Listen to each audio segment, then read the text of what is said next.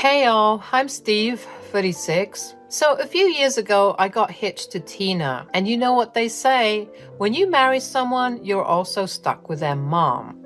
In my case, that's Naomi, my mother-in-law. Now, I'm cool with family stuff, but Naomi was a pro at pushing my buttons and making me doubt myself. It felt like I was trapped in an endless loop of her nagging and insults. Yikes, right? But hey, love can make you do crazy stuff, and I love Tina like crazy. So I put up with all the Naomi drama and kept my cool. I was determined not to let her toxic vibes mess up our relationship. Tina was totally worth it. As time went by, though, I noticed a change in Tina. She started acting distant and withdrawn. It was obvious that something wasn't right. So one evening, while we were snuggled up on the couch, I finally got the courage to talk to her about it. Hey, babe, I've noticed you've been a bit distant lately. Is everything all right?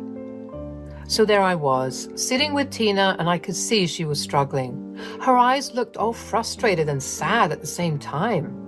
After a moment of hesitation, she let out a sigh and started talking. Steve, I love you, but I can't help but feel like something is missing in our relationship. Man, my mind was going crazy, trying to figure out what she was saying. It was like a tornado inside my head, trying to make sense of her words. I racked my brain for potential problems, but for the life of me, I couldn't figure out what she was talking about. So then I asked, what do you mean, babe? I thought we were solid. Steve, it's just, I don't feel the same respect for you as I used to. I miss the days when we were on top, when the money was flowing, and we had it all. I know it sounds shallow, but it's how I feel. I was used to a certain lifestyle, and now, I don't know. What the hell? Her words hit me hard. I'm not going to lie. I couldn't believe it had come to this point. Was our love all about money and success? It made me so mad, hurt, and confused all at once. Are you kidding me, babe? Money isn't everything. Our love should be about more than just how fat my paycheck is. We've got something real and unique here, something that goes way beyond material stuff. What are you talking about? I know, Steve, but I can't help the way I feel. I miss the security, the lifestyle we had before. It was like a back and forth of emotions, love and frustration all mixed up. But no matter how much we talked, we couldn't seem to get on the same page. As the night dragged on, it hit me that our marriage was hanging by a thread. I couldn't handle her shallowness. Like, seriously. I didn't even know who I was talking to anymore. Love is about supporting and understanding each other through thick and thin, you know? Everything went downhill after that. Over time, I got fed up with Tina's materialistic mindset. Love changes, and I realized my feelings for her were different now. The spark we once had was gone, and money or things couldn't fill that void. With that new realization, I stopped holding back when it came to Naomi's mistreatment. Oh boy, was I ready to fight back, and let me tell you, things got intense. We'd end up screaming at each other whenever we crossed paths. We were all sitting around the dinner table. It was supposed to be a peaceful family dinner. Ha! Peace was nowhere to be found. The tension was so thick you could cut it with a knife, and it felt like everyone was waiting for a huge explosion. Naomi took a sip of her wine, her eyes fixated on me. Steve, dear, I'm sorry to sound so crass, but when are you going to get your act together? I don't see any progress in your career, and it's time you step up and provide for my daughter.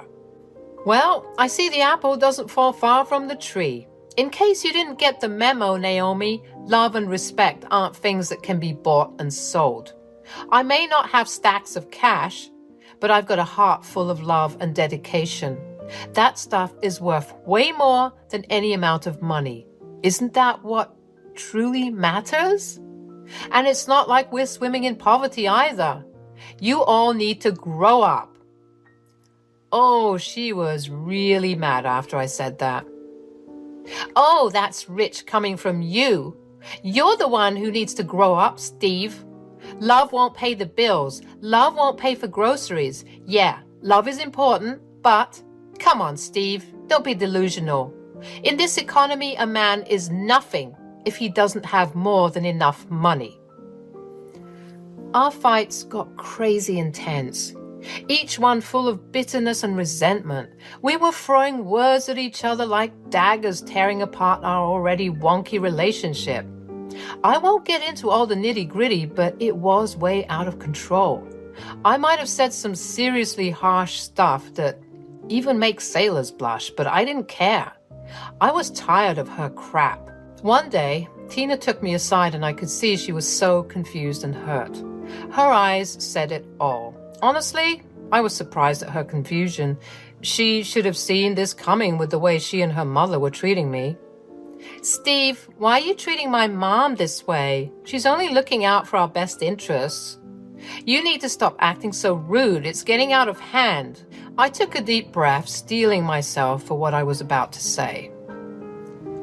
Tina, I gotta be real with you now. The truth is, I don't feel the same love for you anymore. I mean, who are we kidding? Our marriage has turned into this messed up fight over money and lack of respect, and it seems like we won't ever get on the same page. I think we should get a divorce. Steve, you can't be serious. We've built a life together. What about our dreams? What about me?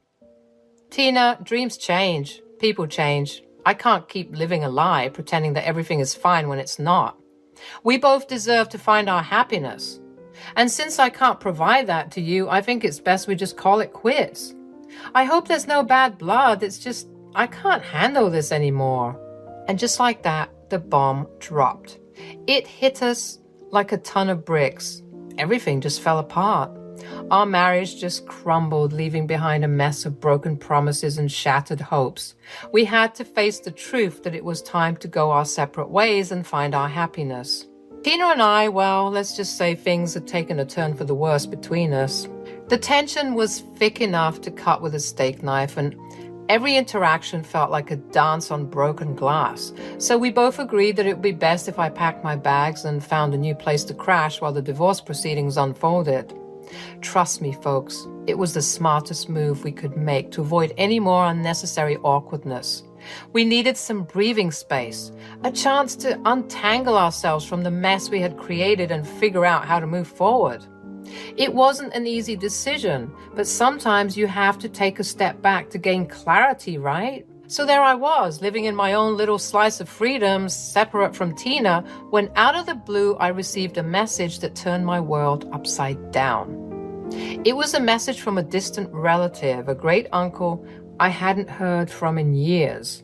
The message stated that his wife, who was my direct relative, had sadly passed away, and she had left behind a whopping inheritance of $2 million just for me. Now, you might be thinking, Steve, this sounds like some elaborate scam. And trust me, I had my doubts too.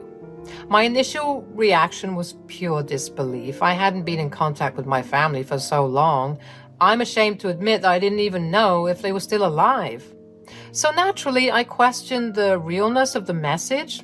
I fired back a response demanding proof, thinking this was some sort of cruel prank or a scam artist trying to get their hands on my hard-earned cash. But you know what? He provided the evidence. The official documents, the legalities, everything checked out. I couldn't believe my eyes. It was as if fate had thrown a curveball my way and I had hit a home run. The weight of this sudden fortune hit me like a ton of bricks, and I found myself dropping to my knees, sobbing uncontrollably. I mean, think about it. I was getting by, earning a decent amount, but still I was feeling a bit suffocated by financial stress every now and then, as one normally does. And now, in one fell swoop, I had the chance to change everything. I literally became an overnight millionaire. The emotions that washed over me were immeasurable, to say the least.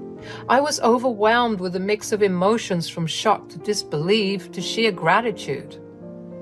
Word travels fast in a small town, you all, and before I knew it, news of my impending millionaire status spread like wildfire. It seemed like everyone and their mother was suddenly interested in my life. People I hadn't talked to in ages were coming out of the woodwork looking for their own slice of the pie. Amidst all the craziness and attention, I needed some time to really think about what this meant for me. Money can be a double-edged sword, you know. It can bring happiness, but it can also mess things up. So I had to be careful about how it would affect my life. Sure, the idea of being financially free was tempting, but I knew from experience that money doesn't guarantee happiness. Hold on tight, guys, because here comes the twist. I was just doing my thing, enjoying my freedom in a separate house when out of nowhere, I got a call from none other than my ex-mother-in-law. Naomi wasted no time and got straight to the point. "Steve, I hear you're about to become a millionaire. Is that true?" I could practically hear the dollar signs dancing in her eyes over the phone. Naturally, I was skeptical. "Oh, come on, Naomi. Are you telling me you're calling just because of my upcoming wealth?" Unsurprisingly, Naomi acted like nothing was wrong and invited me over for a family dinner. Can you believe it? She said she missed her dear sister-in-law and thought it'd be nice to have one last get-together before we split for good. Eye roll. I mean, come on.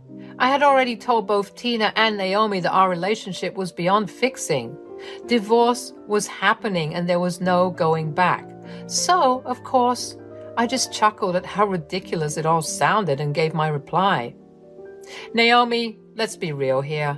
Tina and I are getting divorced. Why would you want to throw a family dinner?"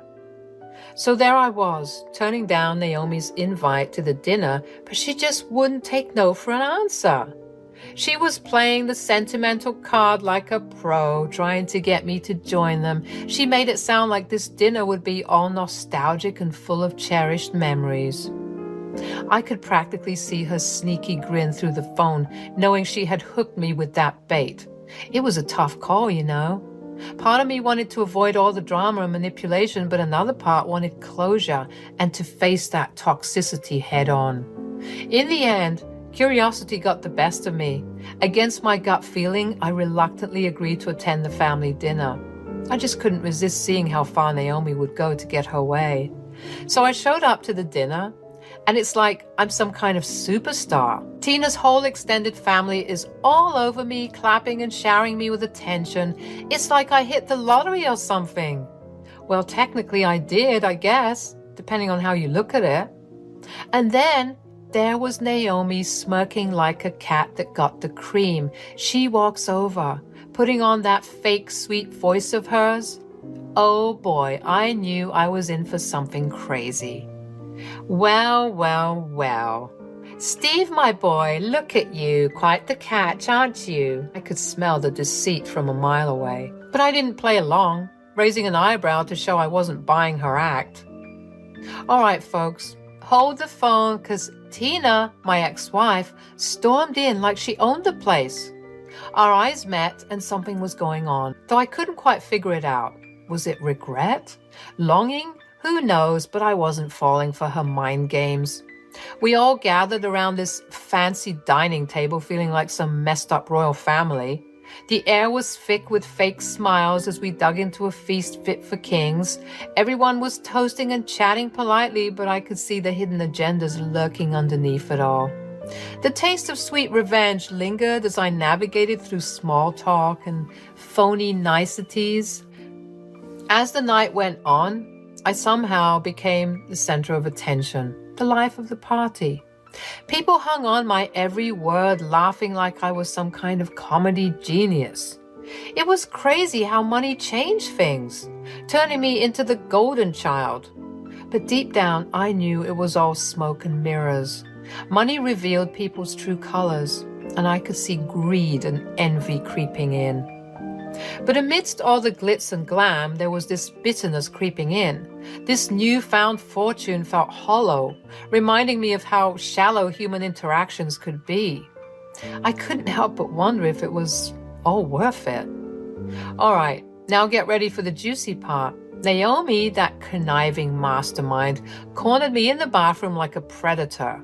She had this sly smile on her face as she pitched her grand plan of reconciliation.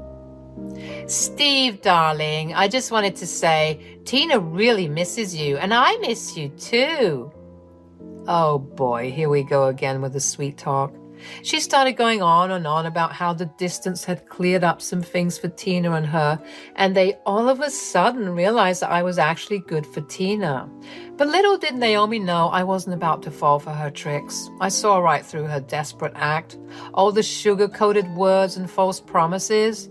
It was time to turn the tables, to play my own game of manipulation. So I played along, nodding and feigning interest in her remarks. So instead of telling her to kick rocks, I had this mischievous idea. I decided to get back together with Tina, but with a twist. I wanted to take control for once, make a grand announcement that would catch everyone off guard. I told Naomi to gather the whole family and bring them to the dining table. She thought she had won, but little did she know about the master plan I had brewing in my head. As she hurried off, I couldn't help but smirk to myself. It was going to be epic. So there I was, sitting at the table enjoying all the curious glances and whispers from my ex-in-laws. They had no clue what was coming. And then the big moment arrived. Naomi led everyone back to the table, all excited. I stood up, took a deep breath, and raised my glass, grabbing everyone's attention. Ladies and gentlemen, I have an announcement to make. Everyone hung on to every word I said, practically hovering off their seats. I know you're all thinking about my relationship with Tina and whether or not there's a chance for us to rekindle what we had. Well, I'm excited to announce that I'm single. The room was filled with disappointed sighs and confused murmurs. They low-key thought I'd give in to their pleas and change my mind about the divorce like we'd all live happily ever after. But I wasn't falling for it. I couldn't ignore what was going on, the fake concern they all had ever since they heard about my newfound fortune. So I looked around the table, locking eyes with each one of them with a firm stare, silently letting them know that they were stupid for thinking I'd ever come back. Let's not forget, just a few short months ago, you all either treated me like garbage or couldn't care less about me. So forgive me if I find it hard to believe your sudden change of heart. Naomi and Tina went into full-on begging mode, trying to convince me that they were totally genuine about wanting me back in the family. They were all apologies and promises of change, begging me to give them another shot. But you know what? I wasn't falling for their tricks, and I had had it with all their games, manipulations, and fake acts of kindness. Enough was enough. I'm done with this whole damn family. Despite my shouting, they tried their best to drag me back in, giving me their so-called genuine reasons for wanting me back. But like I said, I wasn't falling for it. I walked away from that house, their cries fading into the background as I took off. It was a moment that changed everything, a turning point in my life. I was finally free from their toxic grip, ready to pave my own way without their interference. And as I stepped out into the cool night breeze, a sense of freedom washed over me. I took a deep breath, savoring the sweet taste of independence. It was a mix of emotions, bitter and sweet, but it was a victory for me, I'll have to admit. From that point on, I made a promise to myself.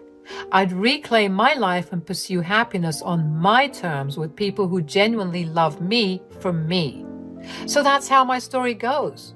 After leaving that messy dinner behind, I returned to my own place, patiently waiting for the inheritance money to come through. The story should have ended there, right? Unfortunately, no. Naomi and Tina just wouldn't leave me alone. They kept calling and texting, desperate to get me back. They promised to change, to do better, or whatever that meant. I had no time for their empty words and manipulative games, though. I had enough. So I blocked and deleted their numbers, cutting ties with the toxic past that had kept me captive for far too long. Finally, the day came when the money was officially mine. It was just as overwhelming as the day I first got the news. With all that wealth, I knew I had to make a smart move.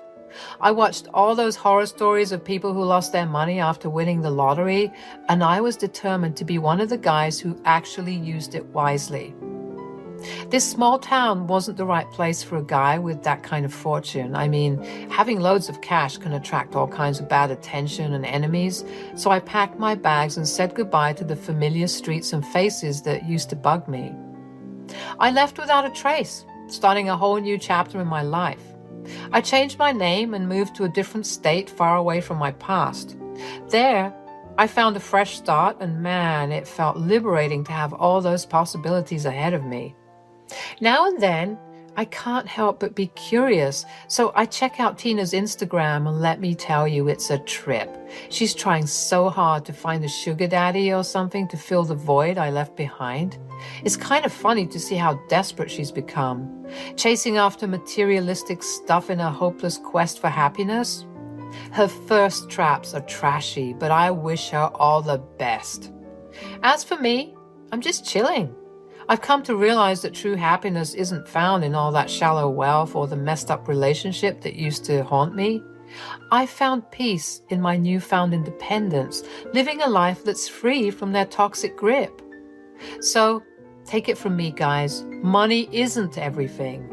Sure, it can get you fancy cars and big mansions, but if that's all you're worried about, then your life won't be worth living.